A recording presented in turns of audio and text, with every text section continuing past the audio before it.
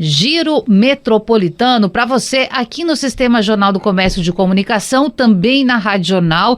Mais uma oportunidade para pensarmos Pernambuco, a região metropolitana, com seus quase 4 milhões de habitantes, os 14 municípios. E o papo hoje, gente, é aquele papo que infelizmente a gente repete todo ano. Por quê? Você já vai saber, é a temática.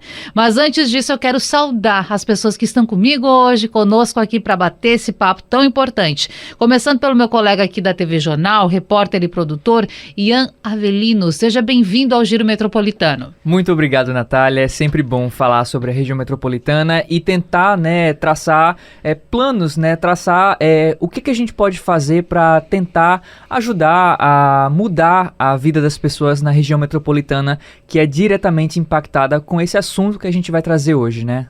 E ele deixou assim em suspenso também, viu, professora? Para que a gente possa revelar agora esse tema que é uma preocupação para todos e todas. Planejamento das cidades para a chuva. E para essa conversa eu estou recebendo a professora Soraya Eldeir. Ela é bióloga, professora de gestão ambiental da Universidade Federal Rural de Pernambuco. Prazer recebê-la, seja bem-vinda. Imenso prazer voltar aqui, sempre uma casa tão bela e tão significativa. E que bom que vocês têm essa imensa sensibilidade para a questão socioambiental. Vamos lá. Vamos somar, acrescentar. Professora Ian, a gente tem passado por um roteiro, assim, todos os sábados aqui, não é, no programa, falando de mobilidade, de segurança, de questões ambientais, de chuva. As prefeituras vêm e falam de lonas, de ações, e aí nos pegamos em momentos como o dessa semana, quando mais mortes são contabilizadas, infelizmente virá número muitas vezes.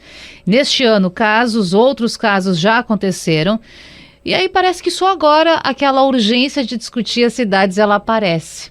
Como a senhora tem visto essas novas gestões? São governos, são prefeitos, gestões municipais que iniciaram em janeiro. É claro que tem muita questão para colocar no papel e organizar. É dinheiro, é recurso. Mas como a senhora tem visto a região metropolitana se preparando para esse período de chuva? Na realidade, a gestão municipal, algumas começaram, outras são continuidade. Muito bem. Então, a gente tem aí dois viés para analisar. O pessoal que está entrando, sem dúvida, muitas vezes não tem a dimensão socioambiental que esses efeitos extremos da mudança climática vão atingir aos municípios em diferentes ordens. Se a gente olhar Olinda, a gente vai ter feições completamente diferentes. A gente tem a parte de morro, tem a parte de costa, tem a parte de encosta e ainda por cima tem rios e os canais, ditos canais, do mesmo jeito que Recife.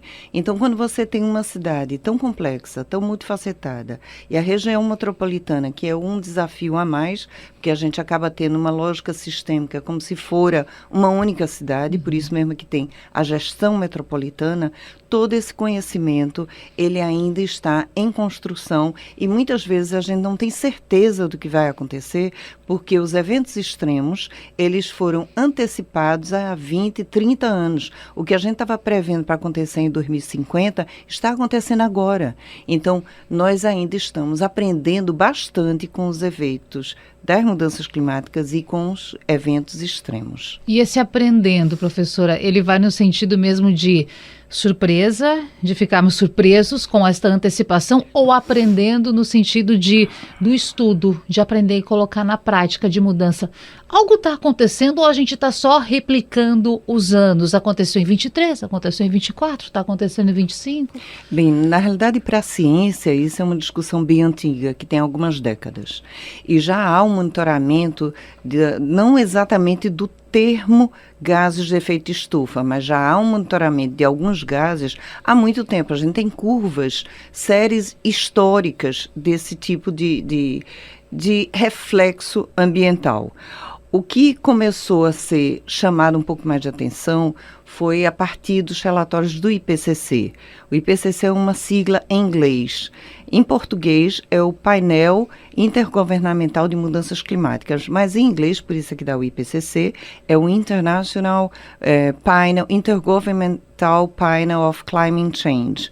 Então, eles já trabalham desde o século passado, na realidade. Em 1992 a gente já tem o início, 97, mas aí sai um documento muito importante, 2007.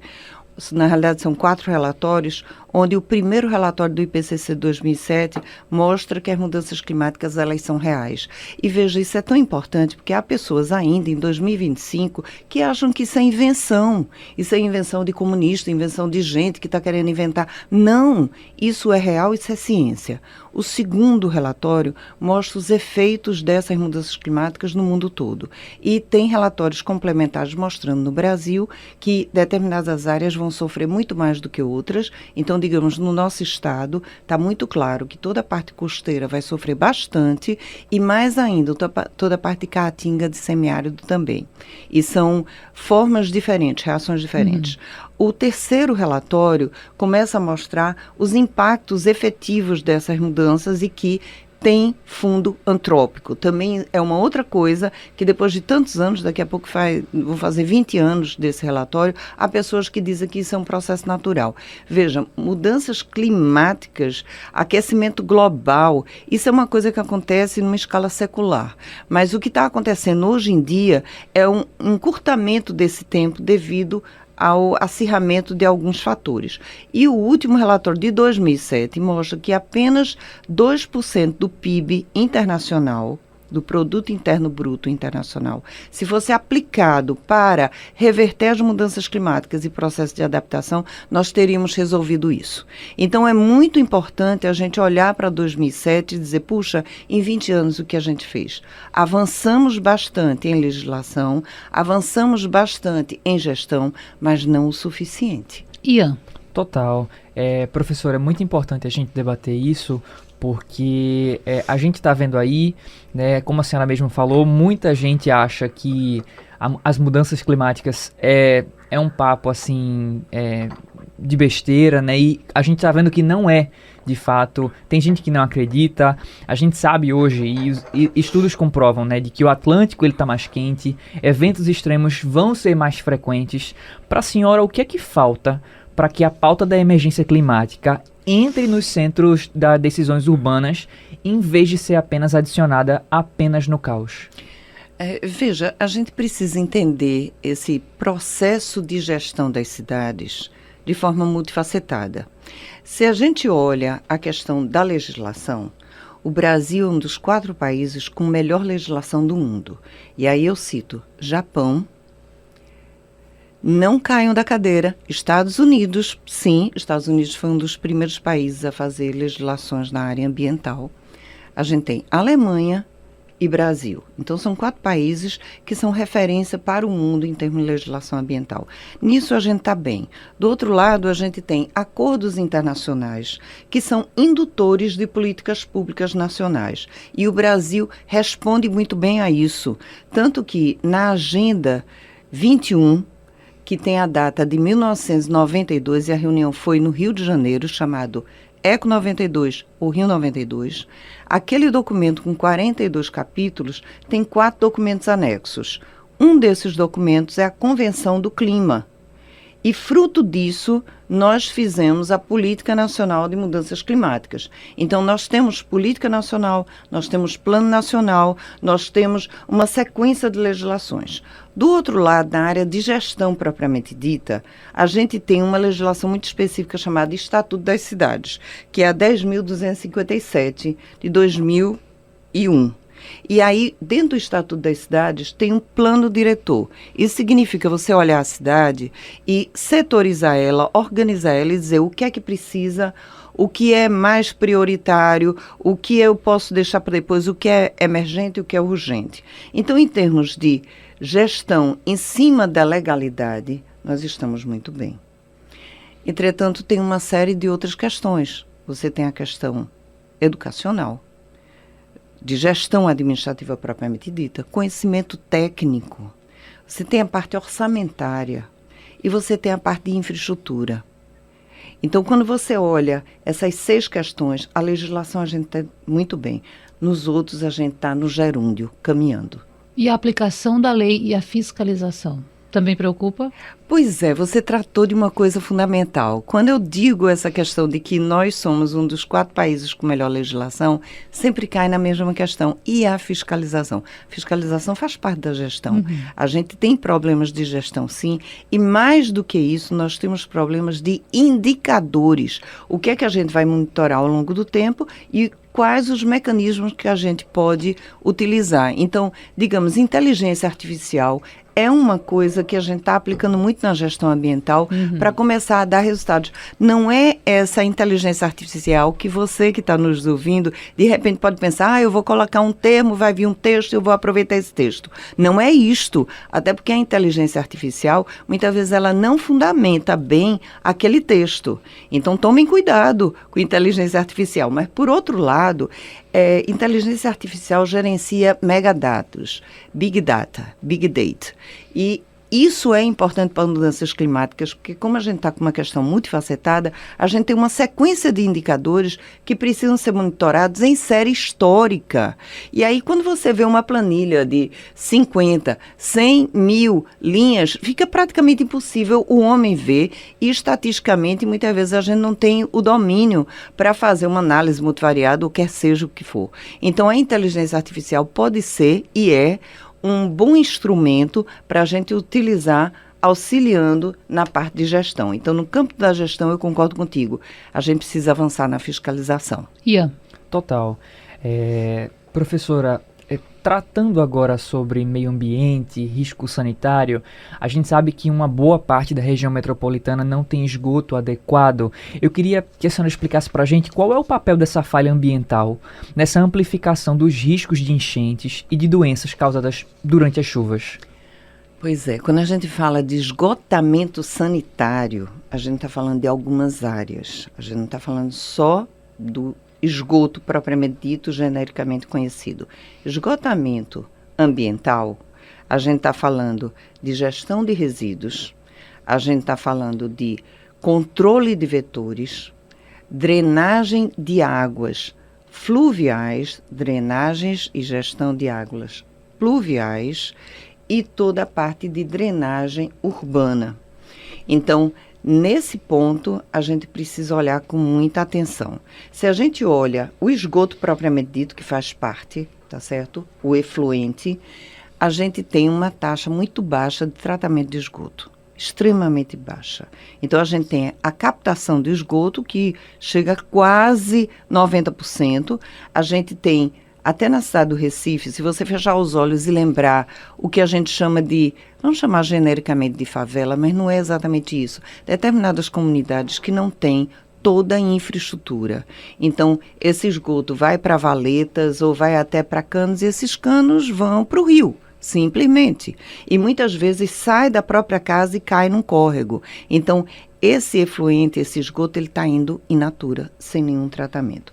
Isto é um problema muito sério no Brasil, porque na cidade do Recife a gente tem cerca de 30% só do que é coletado ser tratado. O resto vai in natura para os rios, certo? Uma segunda questão é a coleta dos resíduos. Então, por mais que o Tribunal de Contas do Estado de Pernambuco, num esforço muito grande com o Ministério Público e com os gestores estadual e municipais, fizeram um avanço muito grande, fechando todos os aterros que não estavam em conformidade legal, genericamente a gente chama de lixão. Então, não há município hoje que direcione seu lixo para um lugar chamado de lixão, quer dizer, um aterro que não esteja dentro das conformidades legais. Isso é um ponto, mas qualquer pessoa que andar em qualquer cidade vai encontrar pontos de lixo depositados na esquina, depositados debaixo de um viaduto, depositados num terreno baldio. Então, são duas questões aí que a gente precisa ver. O que é que acontece? Num momento de chuva, pode haver o que a gente chama de runoff, que é a chuva correndo na cidade e levar todo esse resíduo ou para as valas de drenagem ou até para o que se chama de córregos ou de canais. Mas veja, na cidade do Recife não é exatamente nem córrego nem canal. O que a gente tem são riachos urbanos. E aí é outra questão. Qual é a diferença? Porque a gente escuta falar tanto em córrego, canal, Exato. inclusive o órgão oficial, a prefeitura usa esse termo. Qual é a diferença, professora? É lamentável que estejam ressignificando negativamente a questão ambiental, porque eram riachos urbanos ou córregos urbanos que tinham mata ciliar. Isso significa que você não só tem a vegetação, tem os animais, mas você também tem uma área de drenagem, de absorção de chuva. E aí vai de novo nessa questão. Existe um processo de impermeabilização dessas margens, transformando, entre aspas, em canais, que não são. Hoje em dia há uma deformidade. A gente teria que entrar num processo que a gente chama de renaturalização, que a Alemanha e o Japão já fazem isso há muito tempo, entendendo que é necessário você ter áreas urbanas com floresta para que você tenha áreas de absorção. É o conceito desenvolvido no Japão do que a gente chama de cidades esponja. Então, veja, o resíduo já é um outro problema. Se a gente entra na questão de controle de vetores e toda a parte de drenagem de água, de chuva e de rio, isso acaba sendo relativo a tudo isso que a gente está discutindo. Porque se você tem uma chuva que encontra a cidade impermeabilizada, ela vai drenar para as áreas mais baixas. Muitas vezes, essas áreas são ocupadas por habitações que a gente chama subnormais, habitações que não têm um padrão mínimo de sanidade, de saneamento ambiental. Então, não tem coleta regular de resíduo, não tem controle de vetores, você tem ratos, baratas e escorpiões nesses lugares, você não tem a drenagem plenamente feita.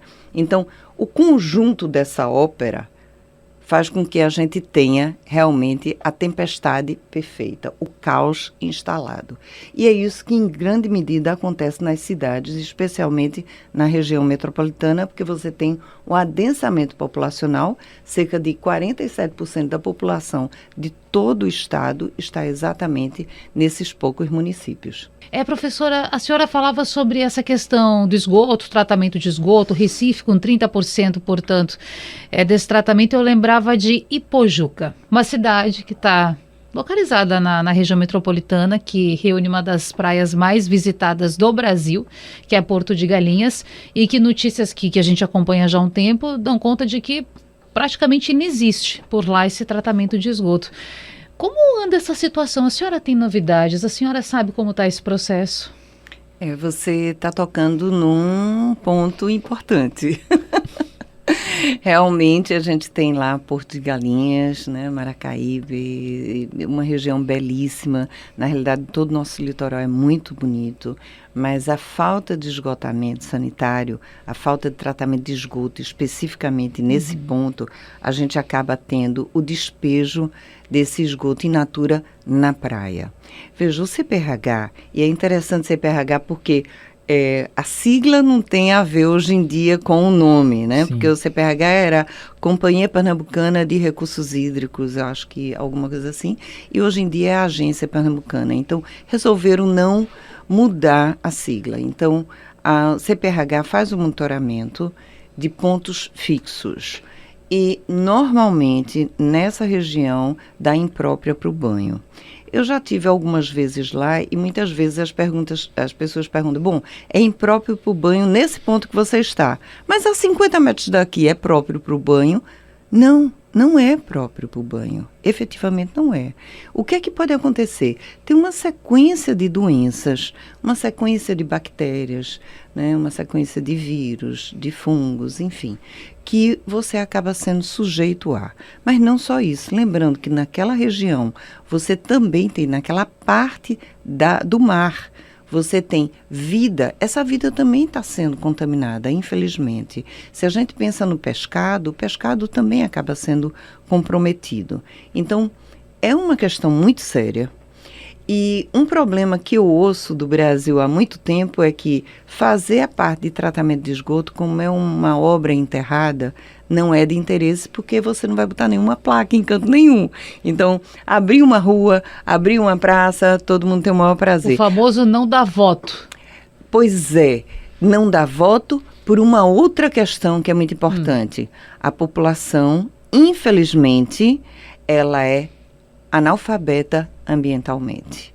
Ela, em boa medida, não tem conhecimento de qual a consequência de jogar o lixo, tipo assim, o lixo não está na minha casa, está na porta, está na rua, não é mais interesse, joguei no canal, acabou-se, joguei no que era o rio e não me interessa mais. Não é? Então, essa leitura sistêmica não é feita pela população.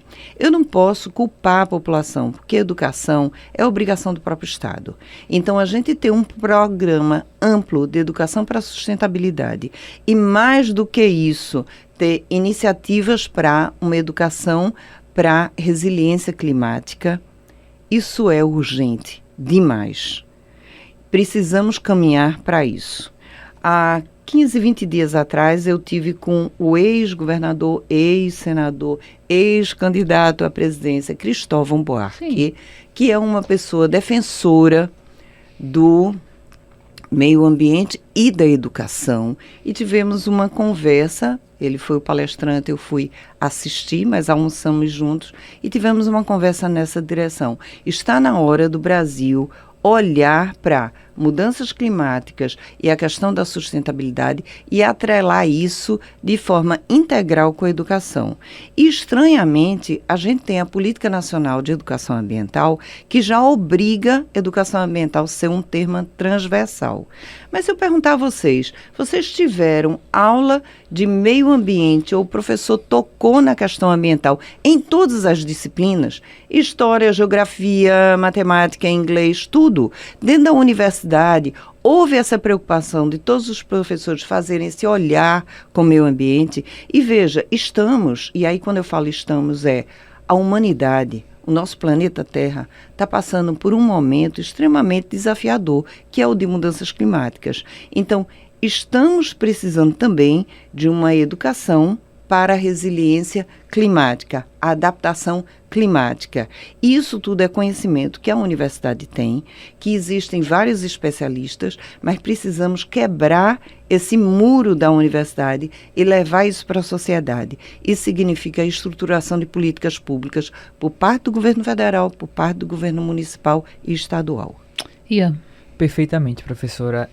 Professora, ainda falando sobre meio ambiente, esgoto, risco sanitário, a gente muito fala sobre dragar canais e rios, né? Mas pouco se fala em reflorestar as margens, proteger as nascentes, conter impermeabilizações. Para a senhora, esse planejamento atual negligencia a dimensão ecológica da drenagem urbana? Bom, olhando a questão florestal, a gente tem uma questão um pouco difícil para quem milita na área ambiental. Nós somos um país que fizemos um código florestal nos anos 40, um antigo código florestal, que determinava a intocabilidade das áreas de proteção ambiental, da APP. E aí são 5 tipologias, espero lembrar todas. Então, mata ciliar, isso significa na beira de rios, de todos os corpos hídricos, tem que ter vegetação. Isso se chama mata ciliar, ok? Mangues, mangue é exatamente a área estuarina, interseção entre rio e mar, fundamental. Mais de 80% de tudo que se produz em termos, né, de vida que está, vida animal no mar, precisa do manguezal para algum momento da seu ciclo de vida. Então, a segunda tipologia é o mangue.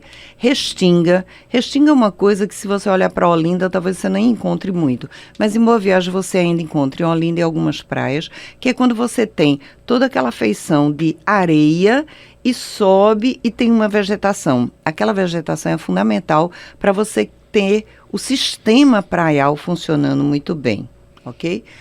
Topo de morro acima de 1.800 metros e aclividade, quando você olha um morro subindo, se o ângulo é de 45 graus, esta área devia ser intocável. Então, essas 5 áreas, elas eram intocáveis lá no Código Florestal Antigo. E existiu uma penalidade para a ruralidade que devastou alguma área dessa e teria que fazer uma recomposição e teria multa. E aí, o que é que houve? A bancada ruralista que por mais que sejamos assim o celeiro do mundo e produtor de grãos e parará, mas a bancada ruralista se organizou e se fez um novo Código Florestal, onde diz que a recomposição de uma área de proteção específica que se chama mata ciliar poderia ser feita com vegetações anuais, tipo assim, cana-de-açúcar, que você usa um ano, e poderia ser feita com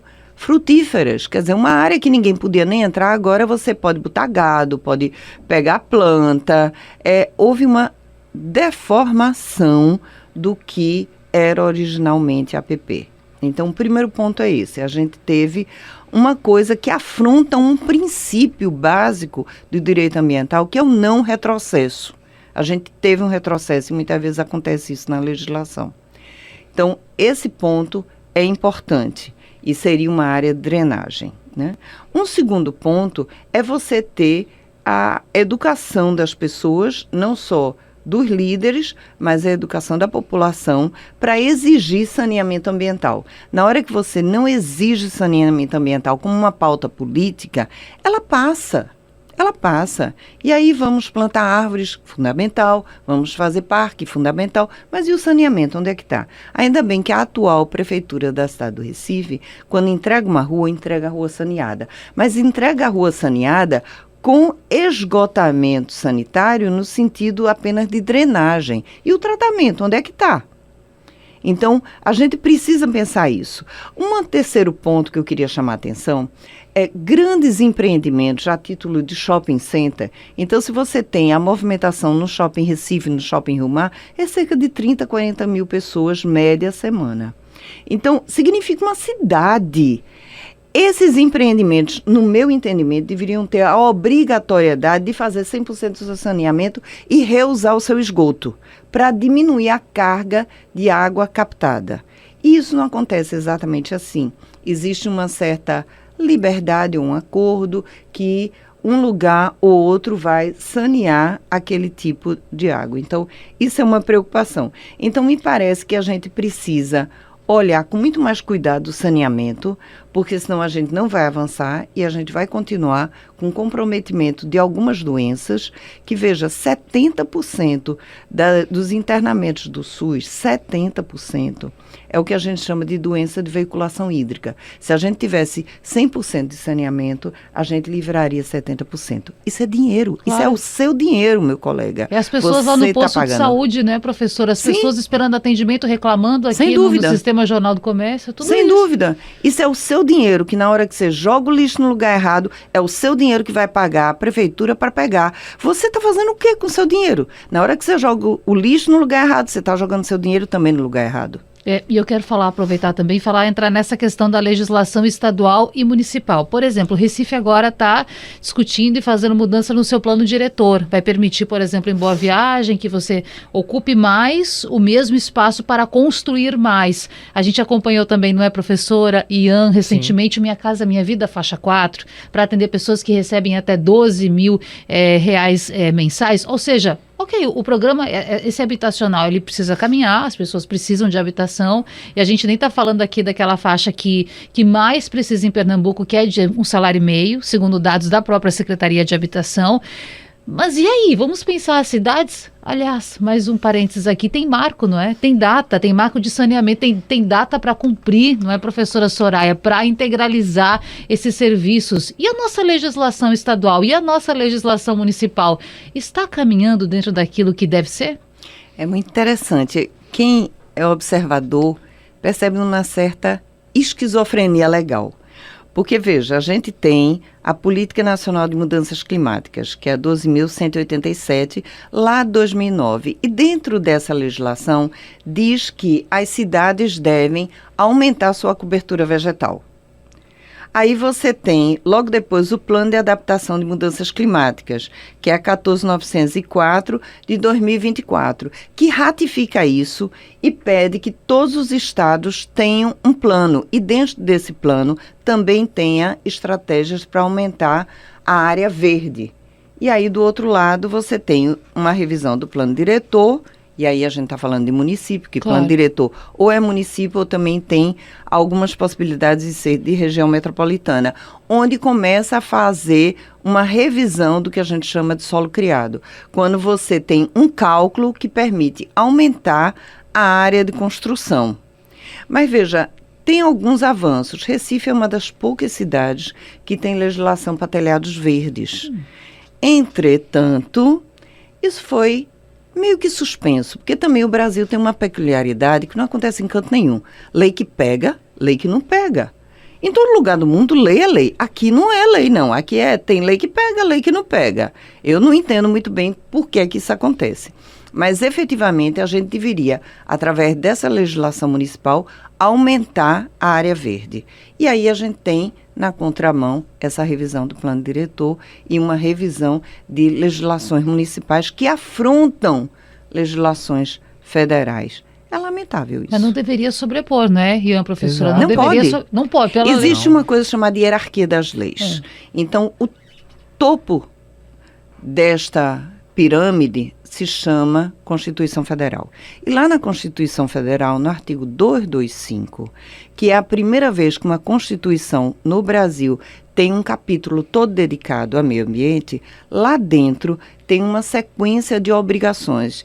E uma delas é dever de todos, do setor público, privado, da sociedade como um todo, prezar pela qualidade ambiental e melhorar a qualidade ambiental para as futuras gerações. Veja que a nossa Constituição, ela tem um link direto com um outro termo chamado desenvolvimento sustentável, que existe um tripé do desenvolvimento sustentável, que é você ter essa equidade ambiental, ter uma justiça social e ter o desenvolvimento econômico.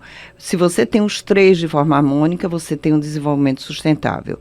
Mas isso é um desenho lá de 87, do que a gente chama de relatório Brundtland. E aí, um ponto a mais para as mulheres, isso foi liderado por Gro Harlem Brundtland, uma mulher, primeira-ministra da Noruega, na época, foi contratada de 84 a 87 para fazer esse trabalho para a ONU e saiu com um documento chamado Nosso Futuro Comum. Lá dentro é que está desenvolvimento sustentável. Muito bem. A ONU, avançando com esse propósito, fez a ECO 92, temos a Agenda 21, que é para este século. Então, veja, eu nasci, não tinha Agenda 21, mas eu estou com 63, daqui a pouco eu vou embora em cima dessa égide, em cima desse guarda-chuva chamado Agenda 21. Todos vocês que estão nos ouvindo estão sob esse guarda-chuva da Agenda 21. E lá dentro tem uma série de preceitos para a conservação ambiental, melhoria social e a justiça. Avançando nisso, a gente chega em 2015 e se cria os Objetivos do Desenvolvimento Sustentável. E aí, esse tripé econômico, social e ambiental tem algo que perpassa, que é a governança, que é o último ODS, o ODS 17. Então, a questão da governança, de como se faz, como se administra, é fundamental. A gente precisa olhar para isso com mais seriedade. Esse tema que a gente está debatendo, né, é muito importante, principalmente agora que o inverno está batendo a porta, né? Professora, a gente está chegando nesse último bloco de perguntas. Se a senhora pudesse definir 3 prioridades técnicas e políticas para reduzir esses impactos das chuvas na região metropolitana, quais seriam eles? Ok. Bom, técnicos, sem dúvida alguma, o que está sendo feito nos morros é fundamental. Então, essa obra, essa grande obra que está sendo feita na cidade do Recife, deveria ser replicada em todos os lugares. Também está se tomando muito cuidado com a limpeza desses rios urbanos chamados canais, também fundamental. Mas tem uma outra questão que a gente precisa olhar com muito cuidado, que é a melhoria da própria drenagem. A gente tem sistemas de drenagem praticamente seculares e que não acompanharam o crescimento e o adensamento populacional. Então, se você se lembrar na sua rua, onde tinha uma casa daquela vizinha que vendeu e hoje em dia um prédio, antigamente moravam 5 pessoas, hoje em dia podem estar morando 100. Então, imagina o que significa isso às 7, 8 horas da manhã, onde você tinha 5 pessoas escovando os dentes e agora você tem que volume.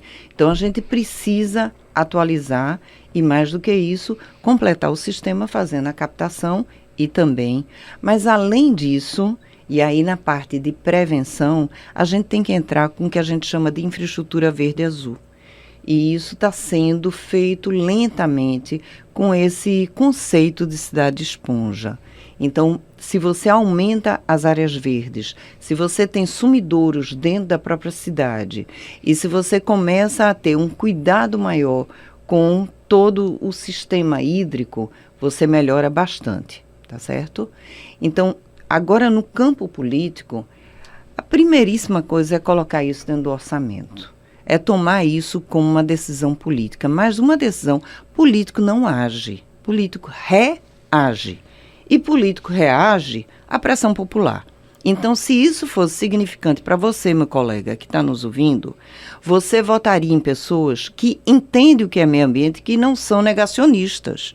Lembrando que a gente passou por um governo negacionista que não comprou vacina e por isso morreram 400 mil pessoas. O Brasil, em termos per capita, foi o que mais morreu gente, foram 700 mil e 400 mil não precisavam se tivesse vacina. Nós tivemos uma negação em termos de uso de máscara. Então, se você olha que o político é negacionista, você está dando um tiro no seu próprio pé. Uma outra coisa na questão política, e aí eu puxo para dentro da universidade, a gente está se aproximando da Semana do Meio Ambiente, que é em junho. E a Universidade Federal Rural de Pernambuco dispõe palestra, lives e cursos gratuitamente. E esse ano a gente está trabalhando novamente mudanças climáticas. Foi ano passado e esse ano é os desafios das mudanças climáticas. O Comitê Ecos de Pernambuco, só para vocês entenderem a relevância disso, junta todos os tribunais, todos os ministérios públicos e a AGU. E a Universidade Federal Rural de Pernambuco apenas dá o suporte técnico. Esses cursos estarão disponíveis para todos vocês a partir do 1º dia de junho. Dentro, se você mandar um e-mail para ecosdepernambuco@gmail.com, a resposta já é o link para você se inscrever. ecosdepernambuco@gmail.com, já vai ter o link direto. Então, se capacite, venha discutir conosco. Mas, mais do que isso, a gente tem que ter a população cada vez mais alfabetizada ambientalmente. Isso é uma decisão de você que está nos ouvindo, de se dar o direito e o tempo. Porque na hora que você vota por um político que não está fazendo saneamento, você pode estar comprometendo a vida do seu próprio filho. De repente, a gente tem uma vinculação direta de falta de saneamento com mortandade infantil. Então, precisa ser dito isso. E eu preciso puxar uma conversinha aqui de bastidor com o Ivan, quando ele disse, a cada R$1 colocado em saneamento, 4 são economizados no SUS. É verdade isso. Então, olhe para os políticos na hora de votar, tente saber quem está alinhado a meio ambiente e quem não está e cobre, porque ele é seu servidor. Ele não está mandando em você, não. É o contrário. Ele está representando o povo. Então, vamos caminhar para isso, para que a gente tenha uma cidade melhor. Importante demais pensar nisso. E, às vezes, a gente questiona, não é, professora Ian? Muita gente não lembra em quem votou. Então, se você não lembra em quem votou, meu amigo, você perde até um pouco do direito de fazer essa cobrança, né? Por mais que o seu direito ele esteja sempre estabelecido. Mas faça isso, busque essa informação, busque participar ativamente do processo político, não só colocando um número na urna. Agora, professora, recentemente, Jaboatão, por exemplo, que é a segunda maior cidade em habitantes da região metropolitana, segundo maior PIB do estado, registrou em 24 horas 200 milímetros de chuva. Tudo bem, a gente está na quadra chuvosa, o período é esse, Natália, vai chover. Tá bom, vai chover. Sempre choveu. O Nordeste tem essa característica, Pernambuco tem. Esse período é de chuva, é de quadra chuvosa. Sim, tudo bem. Mas e as mudanças climáticas? Elas podem acentuar isso, professora? Eu queria que a gente pensasse Pernambuco, região metropolitana, 5, 10 anos. O que pode mudar? Se hoje Jaboatão registrou 200 milímetros em 24 horas... E com as mudanças climáticas, isso pode mudar? Pois é, quando a gente pensa numa chuva dessa, muito desafiador você pensar numa infraestrutura que vai absorver. Verdade. Muito difícil. Como eu falei, as cidades, eles são sistemas complexos. Então, não há uma única resposta para isso. Certamente, o que a gente está assistindo vai ser agravado. O avanço do mar vai ser agravado. a entrada da maré na cidade do Recife. Veja, quando a gente fala que a cidade do Recife está abaixo do nível do mar, pelo amor de Deus, isso não é correto, não. É que a gente tem uma maré que é cerca de 2,2 ou 2,3, isso significa que a maré, ela oscila 2,20 metros ou 30 centímetros. Então, há áreas do Recife que estão abaixo dessa maré mais alta. Então, só a maré subiu, pronto, essa parte já vai estar alagada, tá certo? Não é que a cidade está abaixo do mar, não. Não digam isso não, porque não é verdade. Não está. Então, a gente tem esse problema. Se você junta chuvas com maré alta, aí é a tempestade perfeita. Não há solução, realmente não há solução. Mas veja, não há solução em parte. Porque se a gente olha Veneza, que está fazendo um mega dique para evitar a entrada do mar, que já acontece na Praça de São Pedro, isso todo mundo está acompanhando. Se a gente acompanha algumas cidades como as cidades de Holanda, Amsterdã é um caso, né? Amsterdã tem uma sequência de canais para justamente segurar a maré. Há estruturas técnicas que a gente consegue fazer. A questão é orçamento. Mas na hora que você tem 55 bilhões para dotação orçamentária não sabida, chamada emenda PIX, para onde é que está indo o nosso dinheiro? Então, a gente precisa prestar muita atenção qual é o roteiro que os políticos estão seguindo e qual é o político que está falando sobre mudanças climáticas, porque tudo que a gente está assistindo vai se agravar certamente. O Brasil não estava no roteiro dos tornados. E agora nós temos. Eu cresci ouvindo isso, gente. Nós vivemos num país privilegiado. Minha mãe falava, professora, não tem tornado, não tem maremoto, não tem terremoto. Então quer dizer que agora tem. Terremoto, na ainda realidade, não, a gente... Veja, tremor de terra a gente sempre vai ter, porque as placas tectônicas estão se mexendo. Isso é uma coisa. Agora, ter um tsunami, a probabilidade realmente é muito, muito, muito, muito baixa, pelo tipo de afastamento de placas que a gente tem no médio do Oceano Atlântico. Ok? A gente chama de dorsal oceânico. Então, há o afastamento das placas. Isso significa que a gente está se afastando da África.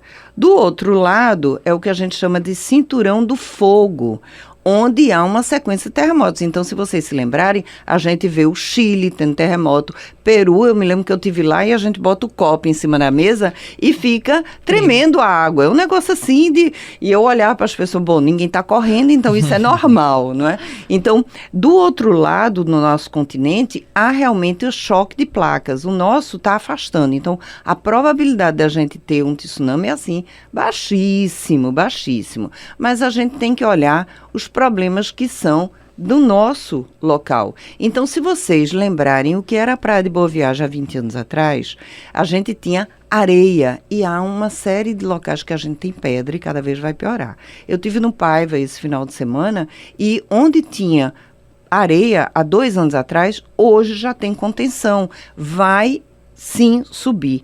E veja, existe uma área que a gente não deveria construir, que é justamente junto da linha da praia, porque aquilo dali, eventualmente, o mar leva, depois o mar devolve, né? Vamos lá, faz parte, ou não devolve até. Mas a gente tem que ter a consciência dessa movimentação dos elementos naturais, especialmente quando a gente está falando da água do mar. Então, isso vai se agravar. O aumento do nível do mar vai se agravar.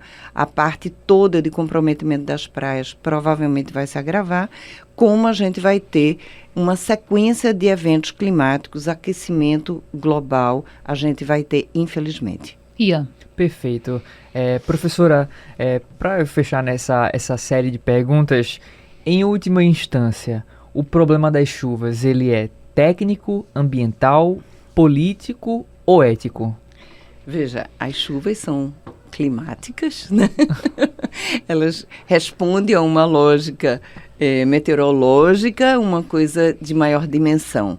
A gente não pode perder de vista que o homem, e por isso que a gente está chamando esta era de antropoceno, porque o homem, se a gente pensar assim, a Terra começou hoje, se você transformar os 4 bilhões e 200 milhões de anos em 24 horas, o homem apareceu nessas 24 horas no último segundo. E esse último segundo do homem transformou tanto os sistemas complexos da Terra que a gente está tendo mudanças climáticas. Mudança climática é uma reação ao que a gente fez. A gente fez tecnicamente, politicamente, por falta de educação, por falta de sensibilidade ambiental. Então, mudanças climáticas é o resultado. O que é que a gente pode fazer? Tem uma sequência de coisas. Então, veja, lá atrás o protocolo de Kyoto, depois o protocolo de Paris, criou um mecanismo muito interessante que é o pagamento para conservar. O Brasil é pioneiro por fazer o pagamento do que se chama de água criada em Extremoz, no interior de Minas. Começou a pagar pessoas por elas conservarem a mata ciliar. Então, a gente precisa olhar hoje a natureza como o bem mais valioso que a gente tem. Muito mais valioso do que uma joia que você recebeu. É aquela árvore, você conservar ela em pé, que veio desde a sua avó, que ele tem, 100 anos aquela árvore. Vamos conservar, porque este é um ser que a gente realmente precisa tomar muito cuidado. A natureza está precisando de nós, porque nós precisamos, para sobreviver, da natureza em equilíbrio. Temos ainda 1 minutinho. E aquela pergunta importante para pensar ainda a região metropolitana, professora. O CONDEP-FIDEM está falando o seguinte: quero reunir as cidades, Jaboatão que já fez, Recife que está estudando, Paulista em Olinda, para tratar da engorda de praia em conjunto, fazer um projeto em conjunto. Isso é possível? Isso pode dar certo, professora? Isso é necessário. Jaboatão fez isso. Para a gente entender a dinâmica praial, a gente tem que saber que existe uma corrente que vai sul-norte no litoral, ok? Isso significa que os sedimentos eles vão caminhando direção para a Amazônia, tá certo? Vai do Rio Grande do Sul para a Amazônia, essa é a direção. Então, tudo que você fizer, digamos, em Jaboatão, vai atingir a praia seguinte. O que você fizer em Recife, atinge a praia seguinte, e assim, consequente.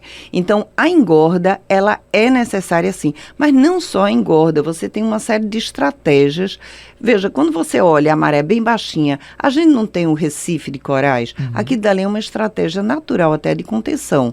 Olinda começou a fazer isso e, de certa medida, alguma coisa fez certo, alguma coisa errada. Aqueles espigões, tecnicamente, a gente vê o resultado. Não precisa nem falar se está certo ou está errado, que você chegou em Olinda e você vê o resultado. Mas quando você vê a linha de Recife subida um pouquinho, já dá um resultado melhor. Então, nós temos técnicas de conservar e melhorar o sistema praial. É necessário fazer sim. E olhe, ainda bem que a gente está voltando com essa lógica metropolitana de CONDEP-FIDEM. É essencial porque existe essa região metropolitana que age e interage, não é só transporte. É uma sequência de ações, porque existe a mobilidade das pessoas, existe o intercâmbio entre as cidades, e ainda bem que a gente vai pensar em conjunto. E vamos estar aqui para contar essas novidades, para provocar também, questionar. Professora Soraya Odair, prazer sempre recebê-la aqui no Sistema Jornal do Comércio. Até a próxima. Muito obrigada. Não se esqueçam de se inscrever na Semana Ecos de Pernambuco através do e-mail ecosdepernambuco@gmail.com. Ian Avelino, até mais, obrigada pela companhia. Até mais, Natália, professora, foi um prazer conversar com vocês. Bom, e para você que está nos acompanhando, até o próximo Giro Metropolitano.